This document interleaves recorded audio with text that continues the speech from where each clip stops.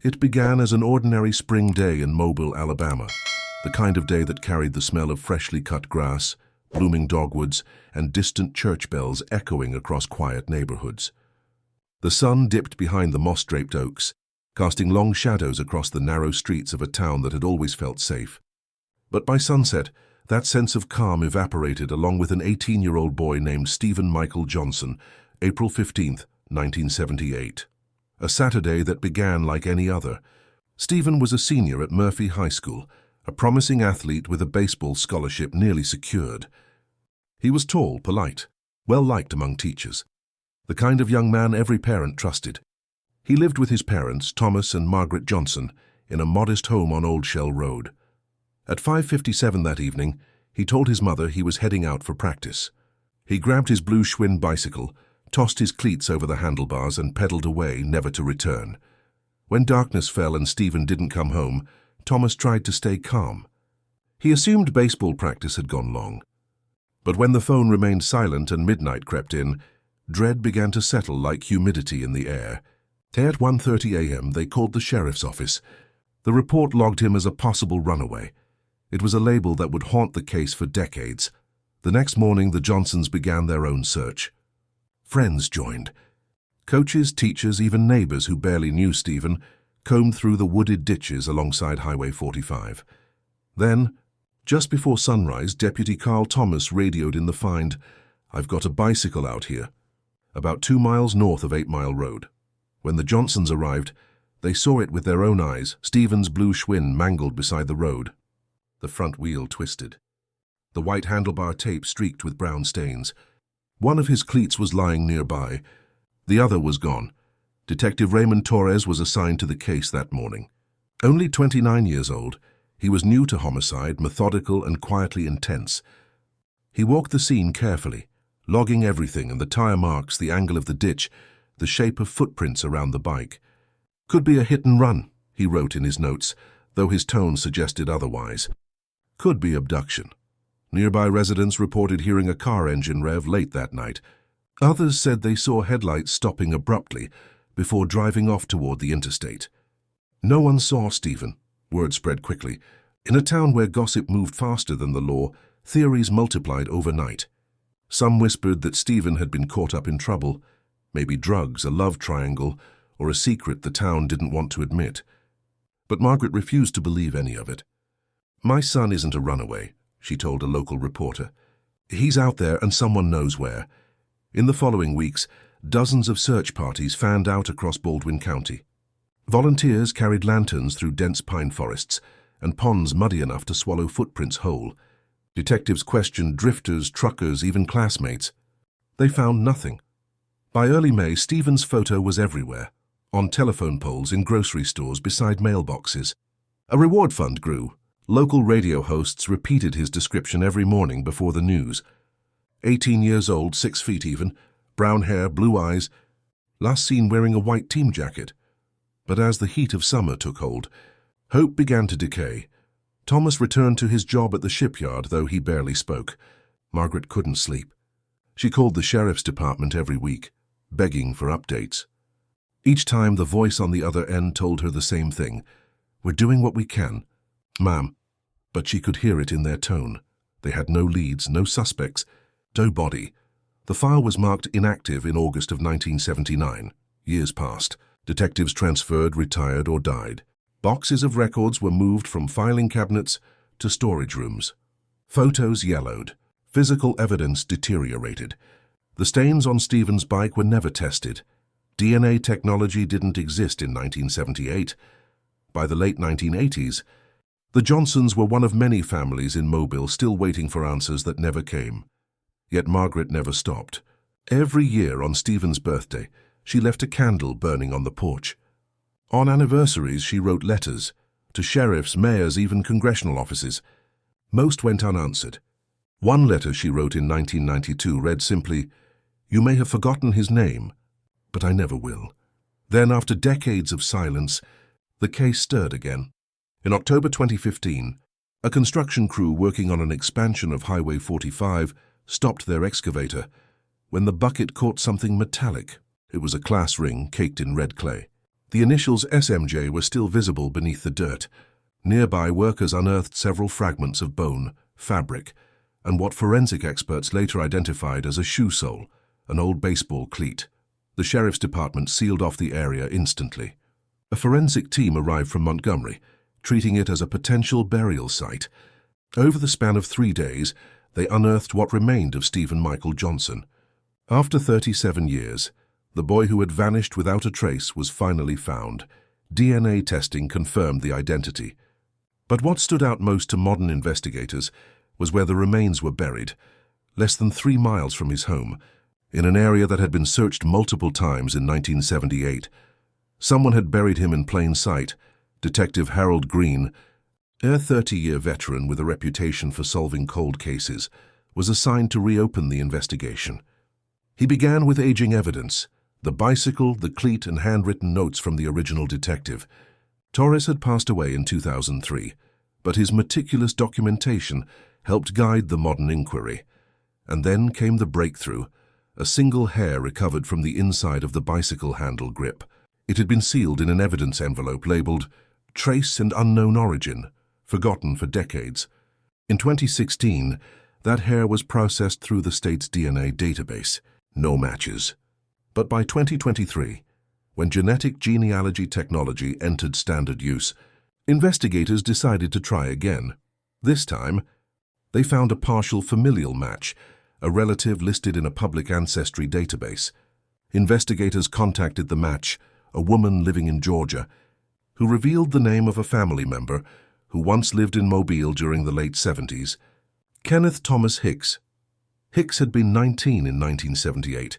He worked part-time at a gas station a few miles from the Johnson home. Detectives believed he might have known Stephen through local baseball circles. He'd even volunteered as a community umpire that year. When officers reviewed old statements, they found that Hicks had actually joined the original search party for Stephen, walking shoulder to shoulder with his parents. He'd even given interviews about how the town needed to stick together to find that poor boy. The more investigators looked, the darker the picture became. Hicks had left Mobile in 1980, drifting through jobs in Texas and Florida before settling in Mississippi. He'd racked up minor offenses, theft, DUI, assault, but nothing violent on record. Still, patterns emerged. Reports from old co-workers described a temper, odd late-night behavior, and an obsession with local disappearances. In 2024, cold case detectives obtained a search warrant for Hicks's DNA through familial linkage. The sample matched the hair from Stephen's bike, a 99.98% probability. On October 14, 2025, law enforcement officers arrived at Hicks's rural property outside of Gulfport. He was arrested without incident. When reporters asked if he knew why the police were there, Hicks simply said, "It's been a long time coming." News of the arrest rippled across Mobile. Churches held vigils. Local stations replayed old footage of search parties from 1978, their voices echoing through time. Margaret, now in her 80s and wheelchair-bound, watched from her living room as the sheriff announced the breakthrough. She whispered one phrase: "He didn't get away after all." The community, once united by grief and confusion, now faced a chilling truth: that their own neighbor, their own volunteer, had been the one to bury Stephen Johnson beneath the Alabama clay. The case that began with a bicycle and a missing boy had ended with a name. Yet, as investigators soon discovered, the confession that followed would reveal far more than anyone expected. The morning after the bones were found, Mobile County woke beneath a suffocating stillness.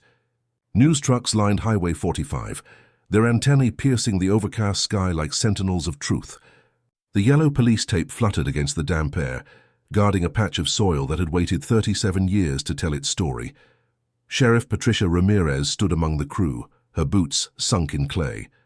She had taken office with a promise to bring reform and renewal to a department long criticized for failures. Now fate had laid the test at her feet. Beneath that crimson Alabama earth rested the evidence of everything the county had neglected: missteps, apathy, and one family's decades of pain. Detective Michael Santos, head of the cold case unit, arrived minutes later.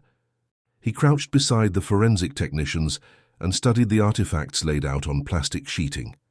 a rusted zipper, scraps of fabric, a corroded wallet frame, and the class ring that bore 3 engraved letters, SMJ.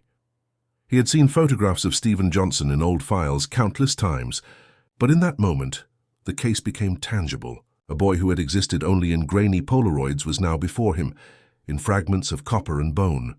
Santos's voice was low when he spoke to the sheriff. "We're reopening it, all of it, from day one. It began with the evidence, decades-old bags containing the bicycle handle grips, the bent wheel, the leather cleats. All were shipped to the State Forensic Lab in Montgomery. Modern DNA extraction techniques could now retrieve genetic material invisible to the 1978 investigators. Santos sat in his office late into the night, reviewing notes that smelled faintly of mildew and paper dust, tracing a narrative that had been left unfinished. The early reports were full of errors. The first responding deputy had listed the location incorrectly by nearly a quarter mile. Tire prints were never measured. Local volunteers had trampled any potential footprints. Even Stephen's physical description had been misrecorded. "Amateur hour," Santos muttered. Half the truth had been lost before it was ever written down. In an old notebook belonged to Detective Raymond Torres, the original investigator. Santos found something that changed everything. A name scribbled twice in red ink, R. Coldwell, last seen with bicycle. Torres had circled it, then crossed it out. No follow-up report existed.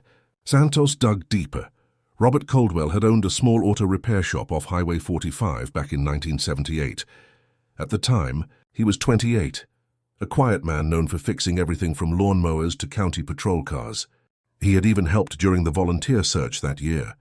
Santos tracked down older interviews and found that Coldwell had told deputies the same story.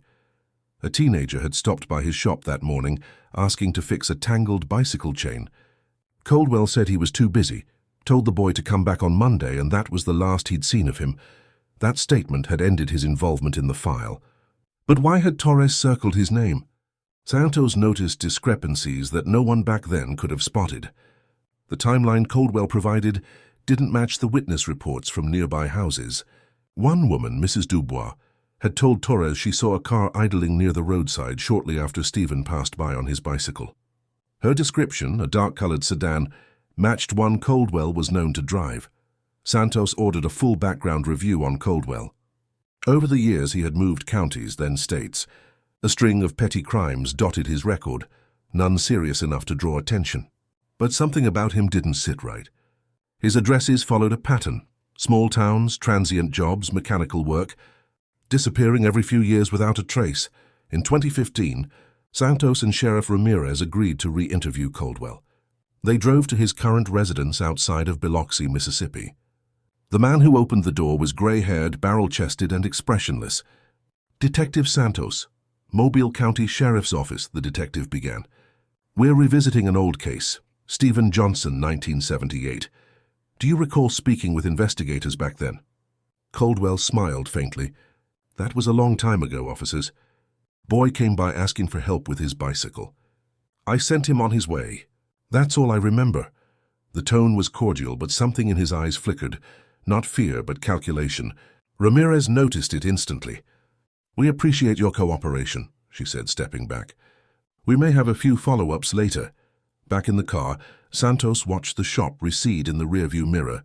"He's hiding something," he said quietly. Ramirez nodded. "Then let's make him show us what." Months later, DNA results from the bicycle handlebar arrived. Trace material collected from the inside of the grip contained mixed genetic markers, primarily Stephen's but also partial unknown alleles. In the 1980s, such evidence would have been useless. In 2015, it was the beginning of a roadmap. By 2023, advances in genealogy forensics changed everything. Santos contracted with Parabon Nanolabs, a genetic genealogy company specializing in cold cases. Analysts uploaded the unidentified DNA profile to public ancestry databases, searching for relatives. It was a long shot. Then came the match, a second cousin living in Augusta, Georgia. After interviews and genealogical tracing, the connection led back to one living male relative in the same bloodline, Robert Coldwell. Santos prepared the affidavit carefully. The warrant for Coldwell's DNA was executed without incident in July 2024. The results confirmed it. The partial sample from Stephen's bicycle matched Caldwell's profile with a likelihood ratio, exceeding 1 in 1 trillion. Statistically irrefutable, but DNA wasn't enough. Santos needed motive. He scoured old employment rosters, tax records, social logs, anything that tied Caldwell to Stephen beyond chance. That's when he discovered something chilling buried in a footnote from 1978. Caldwell had volunteered as an assistant umpire for Murphy High baseball that spring.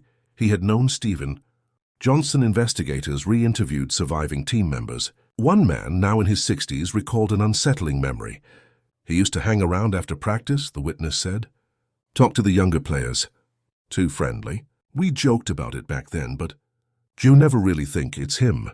The media coverage reignited public attention. Murderer in our midst? Headlines asked.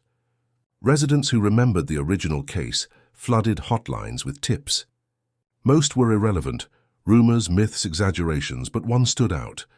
A retired deputy recalled that during the initial search, Caldwell had been among the first to volunteer and was oddly insistent about searching a particular stretch of woods near Highway 45 and the very area where Stephen's remains were eventually found decades later. That coincidence became the cornerstone of prosecution strategy. Deputies shadowed Caldwell for weeks, monitoring movement, collecting surveillance. They found him reclusive, living alone, his small repair shop cluttered with rusted tools.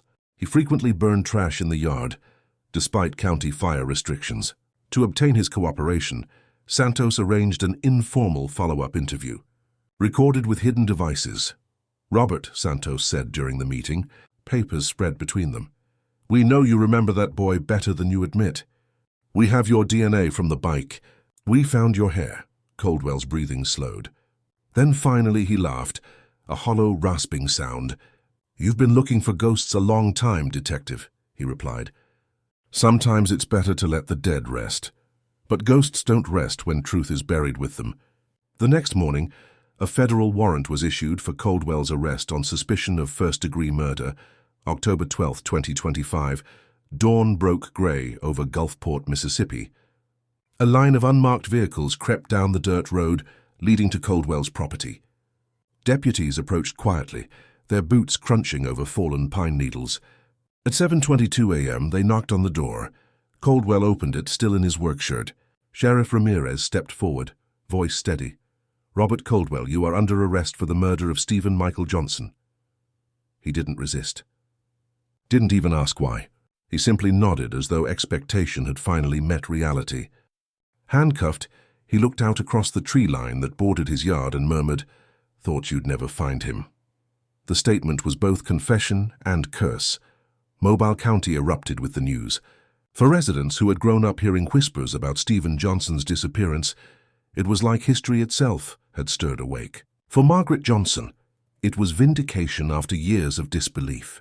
When neighbors visited her home to offer condolences and congratulations, she only said, "He's finally home." Inside the sheriff's office, Detective Santos laid the final file onto his desk. The front page now read, "Case closed." But he knew better. Cases like these never truly close. They linger in the soil, in memory, in the quiet spaces between truth and justice. What remained were questions that prosecutors would soon demand Caldwell answer under oath. What had driven a man to target a boy he barely knew?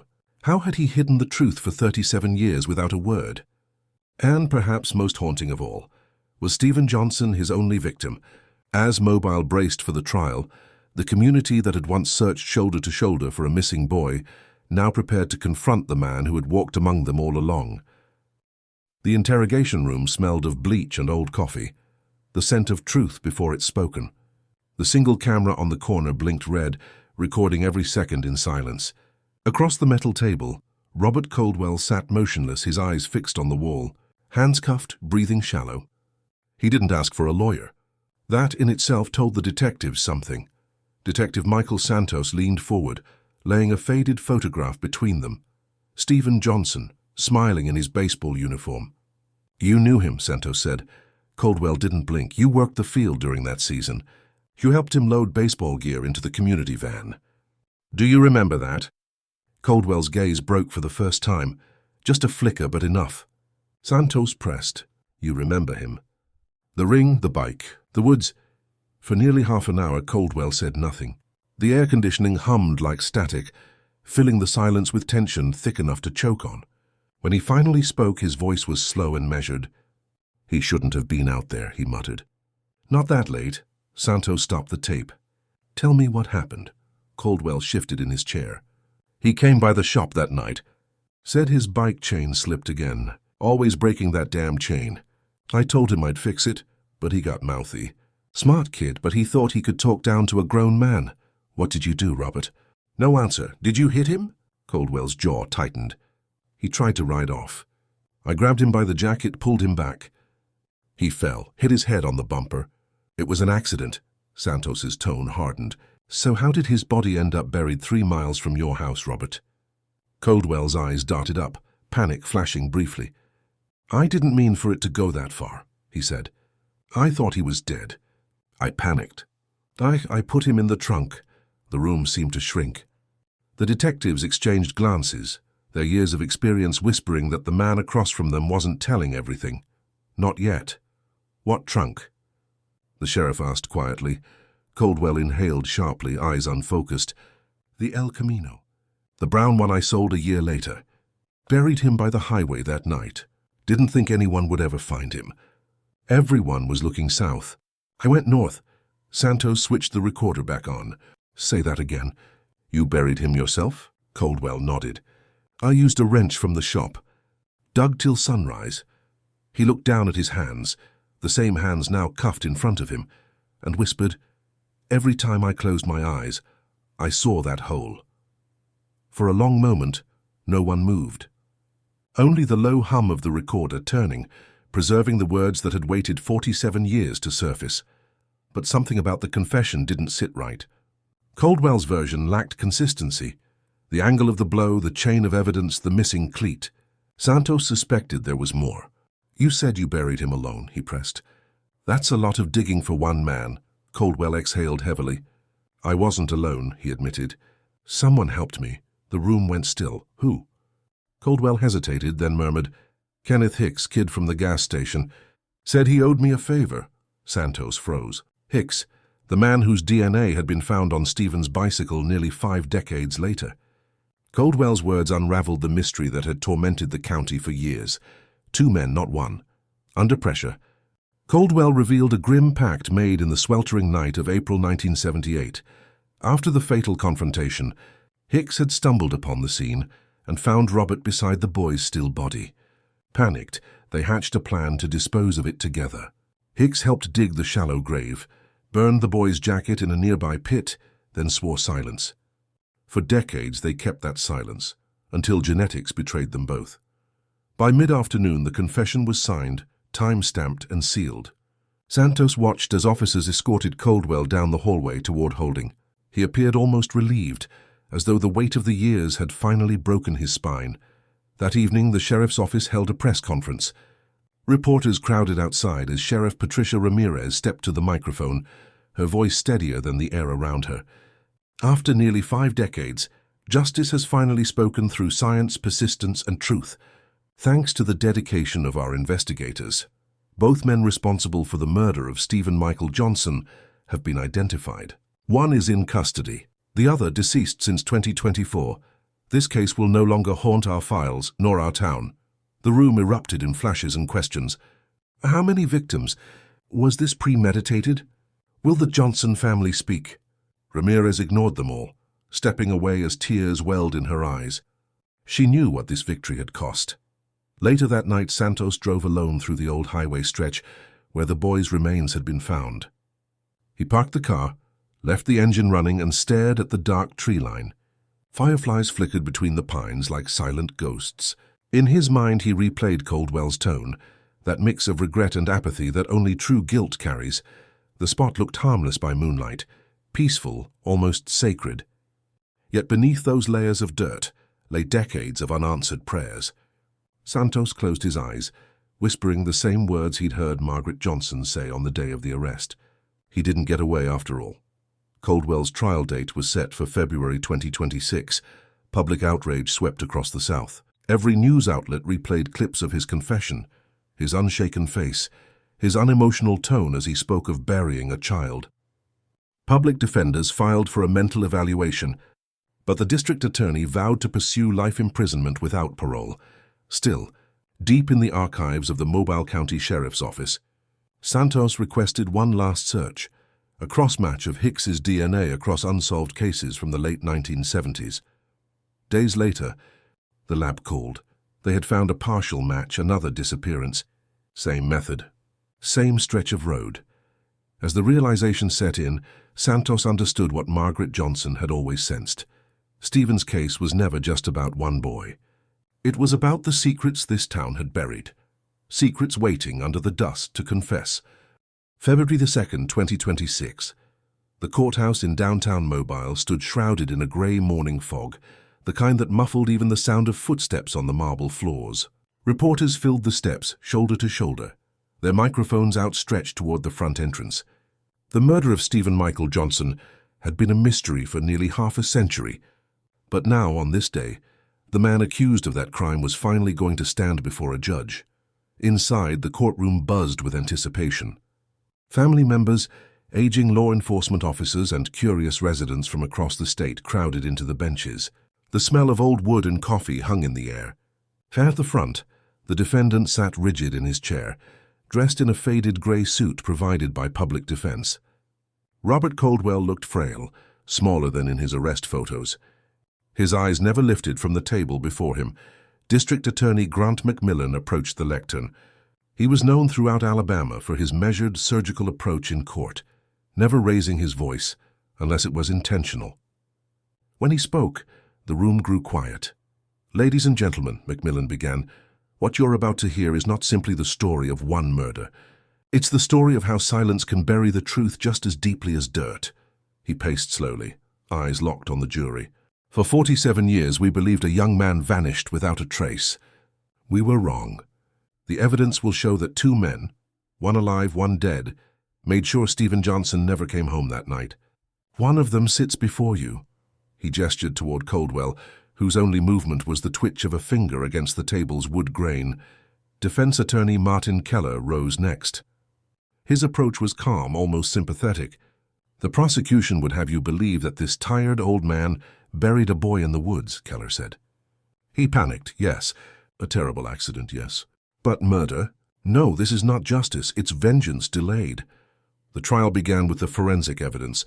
DNA experts testified about the hair sample found in the bicycle handle, explaining the statistical certainty of the match. Photographs of the burial site projected on a large screen filled the courtroom.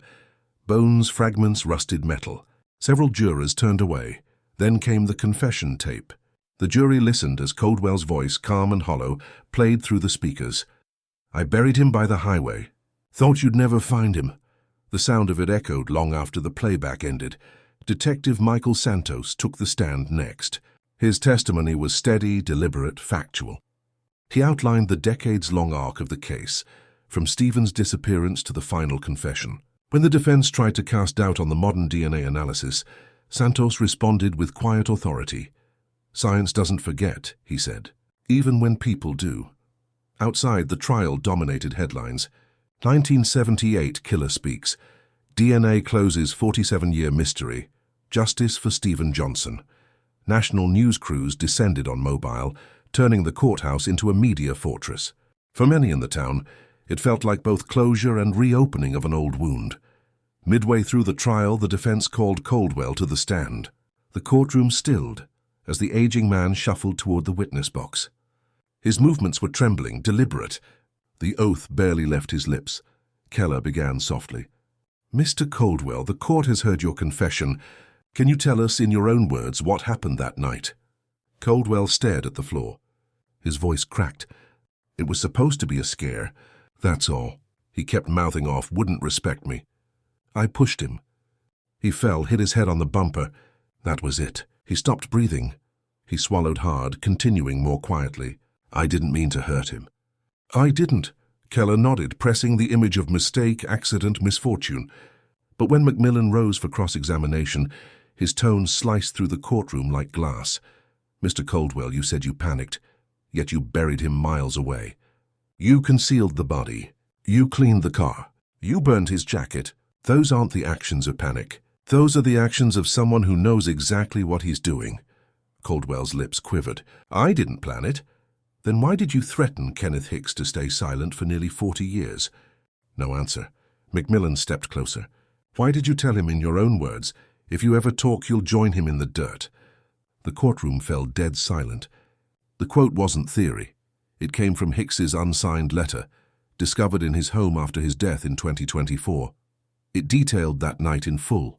The fight, the panic, the burial. It had been hidden inside a Bible in his attic, found only after his daughter donated his belongings to charity. The letter's handwriting had been authenticated by experts. Caldwell's eyes moistened, not from remorse but exhaustion. I was trying to keep it from ruining my life, he whispered. McMillan leaned in. And you ruined his. By the time closing arguments began, the outcome was inevitable. The combination of DNA, confession, physical evidence, and corroboration from Hicks's letter was irrefutable. McMillan's final words lingered like a verdict before the jury even retired to deliberate. Justice doesn't die with time, he said. It waits. Sometimes patiently, quietly, but it always finds a voice. When the jury returned, their decision took less than 2 hours. Guilty of murder in the first degree. The words carried no joy, only gravity. Margaret Johnson, frail but present in her wheelchair, pressed a hand to her chest as the clerk read the verdict. Tears streamed down her weathered face. She wasn't celebrating, just letting go of the decades of weight that had bent her spirit. Caldwell showed no emotion. As deputies escorted him away, he paused at the doorway and glanced toward Margaret. Their eyes met for a fleeting second. Hers spoke of sorrow and weary triumph. His were empty, all illusions finally gone. When the judge announced sentencing, life imprisonment without the possibility of parole, the courtroom was silent. Reporters scribbled notes, cameras shuttered, and then slowly the crowd dispersed, leaving only the echo of footsteps and the hum of fluorescent lights. That night, the courthouse lights burned long into the early morning. Detective Santos stood outside by the oak-lined street, exhaling in disbelief. The case that had haunted 3 generations was finally over. The fog that had blanketed Mobile for nearly half a century seemed at last to lift. Yet as he climbed into his car, his phone buzzed, a message from the lab. Confirmed. Hicks' DNA matches 2 additional samples. You'll want to see this. Santos looked out toward the courthouse dome glowing in the mist, realization dawning. The case might have ended for one killer, but for the town of Mobile, the shadows were only beginning to take shape again. The trial of Robert Caldwell had closed one chapter of Mobile's long nightmare, but in the weeks that followed, the city learned that justice could never be so neatly contained. The courthouse quieted, cameras left, and life seemed to resume its slow southern rhythm. Yet beneath the calm old ghosts began to stir once again. Detective Michael Santos spent the first days after the verdict buried under files, sorting through the backlog of evidence tied to Kenneth Hicks, the man Caldwell had named as his accomplice. Hicks had died in late 2024, found slumped over at a bus depot in Hattiesburg, Mississippi. His death at the time was ruled heart failure. Now with Caldwell's confession on record, and Hicks's DNA matching 2 unrelated cases, the sheriff's office reopened both files. The first case dated back to 1981, the disappearance of a hitchhiker named Georgia Ray Thompson, last seen off Interstate 65. The other involved a string of unsolved assaults near the Alabama coast, all within a 50-mile radius of Mobile. Each case carried traces of a genetic marker previously unclassified, until Hicks's DNA unlocked their connection. Santos drove down the rural stretch where Stephen Johnson had once vanished. It was spring again, the smell of honeysuckle drifting through the pines. He pulled over near the excavation site, the same clay clearing where human remains had been unearthed 11 months earlier. The orange flags marking the site were gone now, swallowed by grass. But to him, the silence carried weight, like a graveyard that still had more to say. Back at headquarters, the lab results spoke volumes. The same partial marker found in Stephen's case appeared in biological evidence collected from both secondary cases. That could not have come from Caldwell, confirming Hicks had been there. Mobile County's quiet truth had finally been laid bare. The man helping to search for Stephen Johnson in 1978 had already tasted the thrill of a predator's double life. Sheriff Ramirez called a press briefing. Her voice was solemn as cameras rolled once again. "We believe Kenneth Hicks was responsible for at least 3 violent crimes between 1978 and 1982, she said. Though deceased, we are classifying him as the probable perpetrator in those cases. The victims' families will finally receive answers. But for Mobile, answers brought renewal only in name.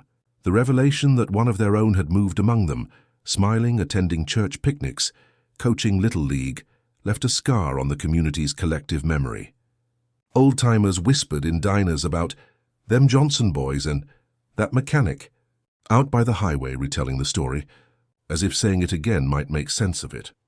Margaret Johnson passed away, quietly in her home 6 months after the trial. On her nightstand lay a newspaper clipping of Coldwell's conviction and a letter she had written but never mailed. "I forgive you. I have to. I can't meet Stephen again with hate in my heart." Her funeral drew nearly the entire town. The sheriff's deputies stood in full dress uniform. Santos was there too, though he never spoke.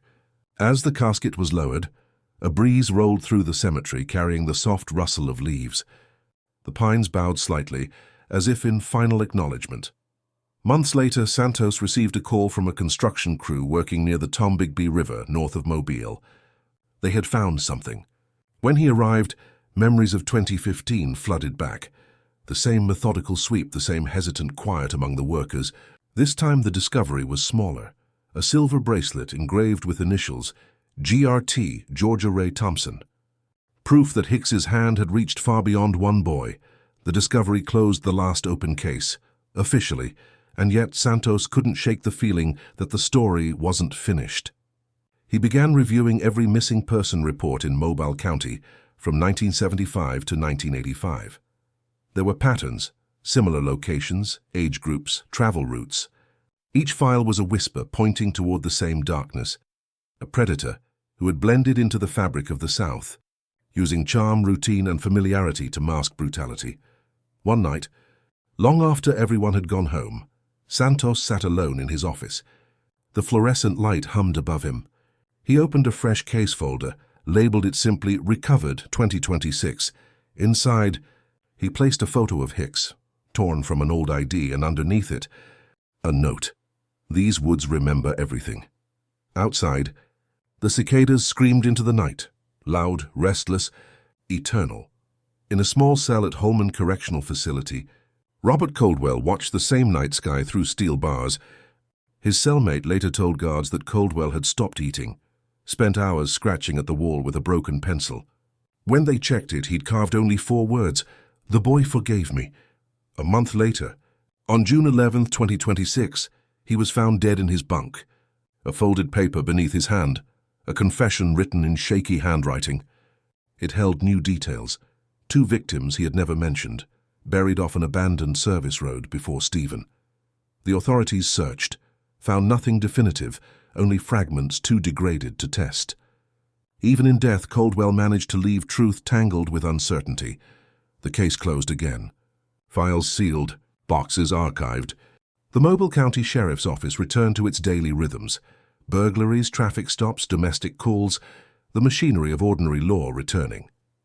But for Detective Santos, normal was gone. He visited Stephen Johnson's grave one last time before retirement, tracing the chiseled letters in silence. The sky above shimmered with that same relentless Alabama heat. Around him the pines swayed and whispered, just as they had that April night back in 1978.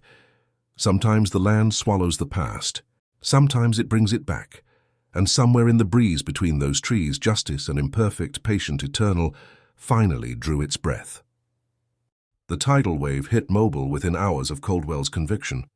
National news vans returned, their dish-topped trucks perched at every intersection near the courthouse and along the highway where Stephen Johnson's remains were found. Satellite uplinks and bright lights painted the city in a harsh, unrelenting glare. For nearly 4 decades, Stephen's case had been confined to yellowing files and whispered conversations. Now it topped national headlines. Justice. At last, Alabama cold case solved. DNA solves 1978 murder. Serial secrets beneath the pines. News segments rehashed every turn, every error, every sorrowful anniversary. Talk shows debated the limitations and power of forensic science. True crime podcasts dissected the Sullivan and Hicks partnership, questioning how two men could walk among friends and family for years, guilt hidden behind practiced smiles. Some commentators likened the story to Mobile's own dark fairy tale, proof that evil could live anywhere.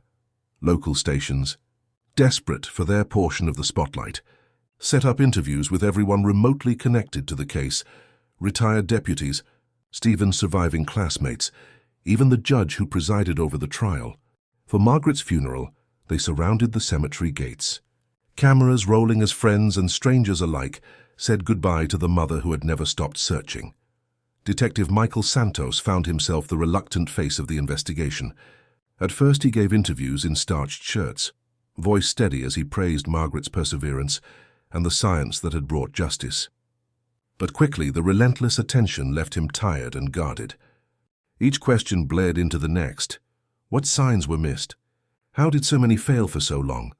What would you say to other families waiting for answers? In each answer, he felt the weight of countless other names still lost to history. Online forums filled with speculation.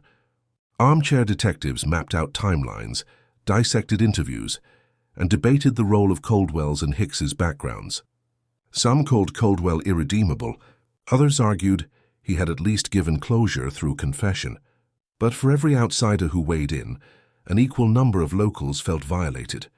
Their grief pulled into the public square.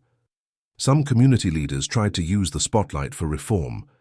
A new state task force on cold cases launched, funded in part by a grassroots campaign that had started at Murphy High in Stephen's memory. Vigil banners hung on the school fence read, "Never forget Stephen," and beneath the names of girls and boys still missing from decades past. In classrooms, teachers told the story not as urban legend, but as a lesson in justice, resilience, and the hidden cost of silence. But for many, the sudden attention proved disorienting. Neighbors who had once trusted each other now second-guessed memories. Did I see Hicks driving that way back in '78? Did Coldwell ever seem off? A rift appeared between those who wanted closure and those who were angry. At the sheriff's office, at the state, at themselves. For a week, Santos avoided the news entirely. He drove his regular route past Old Shell Road, watching the town in the golden humidity. There were new bike lanes, new buildings, yet the weight of history lingered. The library's local history section saw a sudden surge in visitors, each flipping through microfilm, searching for their own connection to the story. One afternoon, as clouds pressed low over the city, a local reporter intercepted Santos at a coffee shop. She asked if survivors ever found real peace, or if every answer only led to more questions. He answered, not as a detective, but as a man. There's always a story behind the headlines. Margaret spent 40 years fighting for answers and got less resolution than she deserved. But in her last months, she got the one thing she needed. She knew the truth. That night, as the networks moved on to news stories and the satellite trucks finally departed, life in Mobile began to return to a different kind of normal. The town had become a symbol of heartbreak, of patience, of a faith that justice, even delayed, could be real. Over time, the memory of the media frenzy faded, replaced not by oblivion, but by vigilance. Mobile, once known only for its southern sweetness and gentle pace, now bore a quiet edge.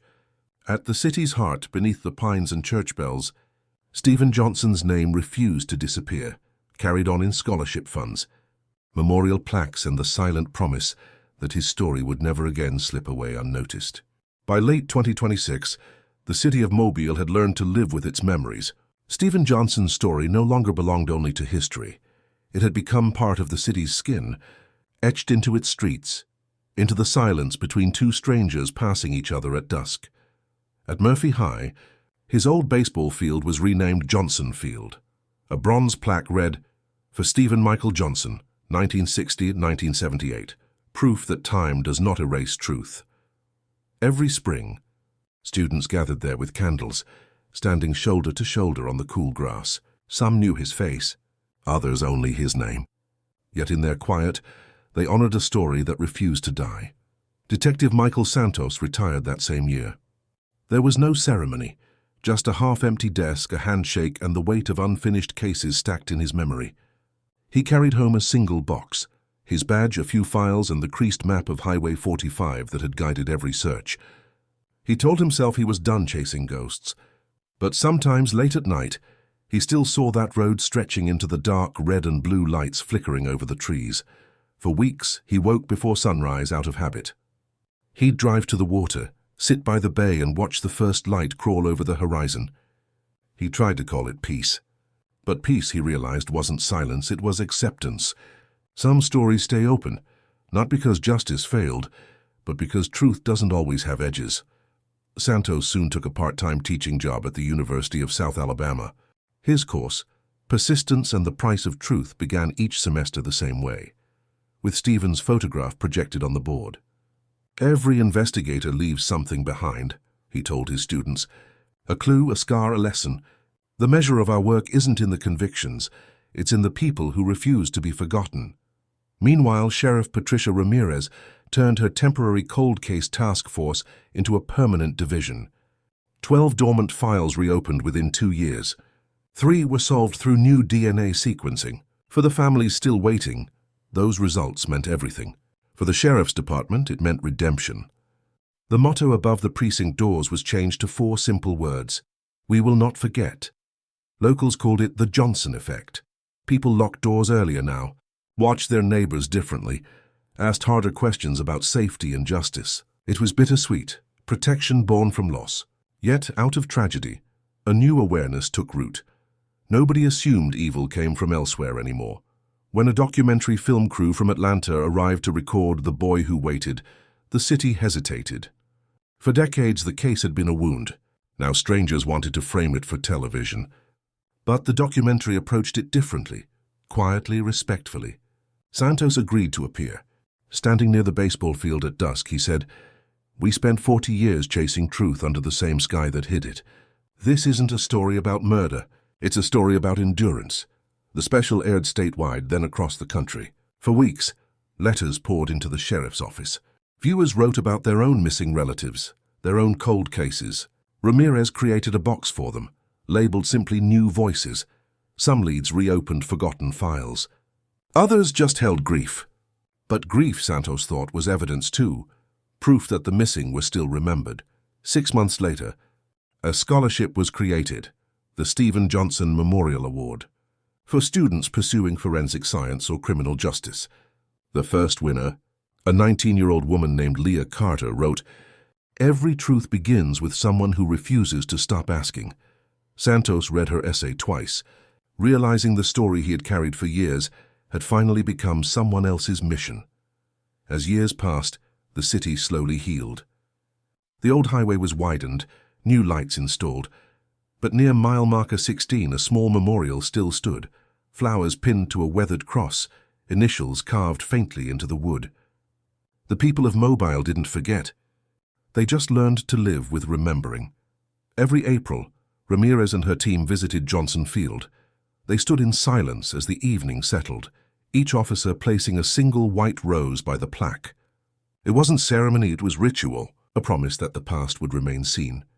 For Santos, the past never really left. Even in quiet retirement, the sound of cicadas on humid nights made him recall the search parties moving through the same woods decades earlier. Sometimes he imagined hearing Margaret Johnson's voice, the way she'd once said, "The truth doesn't need revenge, detective. It just needs a witness." He understood that now. Some cases change evidence law or policy. Others change a town's heart. Stephen's case did both. By 2030, Santos's health had declined. His walks grew shorter, but his notebooks longer, filled with scribbled reflections about time, justice, and memory. On his desk sat one framed image, Stephen's baseball team smiling in black and white. Beneath it, a note written in Margaret's hand, mailed years before her passing. "Thank you for not letting the world forget my boy." That letter stayed beside him until the day he died. At his memorial, Sheriff Ramirez spoke softly. Detective Santos didn't just solve cases. He built bridges between the past and the living. He believed that remembering was its own kind of justice. Behind her, the flags hung still, and through the open doors of the small chapel, the faint sound of rain began to fall. Weeks later, one of Santos's former students, now an investigator, drove along Highway 45. She stopped at the clearing where Stephen's bicycle had once been found. The ditch had been filled, the landscape changed, but the air carried the same weight. She left a small stone there engraved with a single word: truth. As the wind pushed through the pines, it stirred the branches with a sound that could almost have been applause, or maybe gratitude. Mobile would always bear the scars of 1978, but through those scars ran light, not darkness.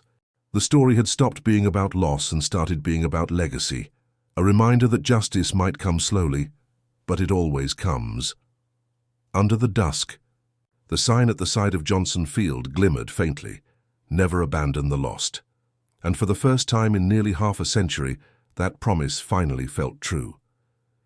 The final chapter of Mobile's oldest mystery began quietly, without press conferences or headlines.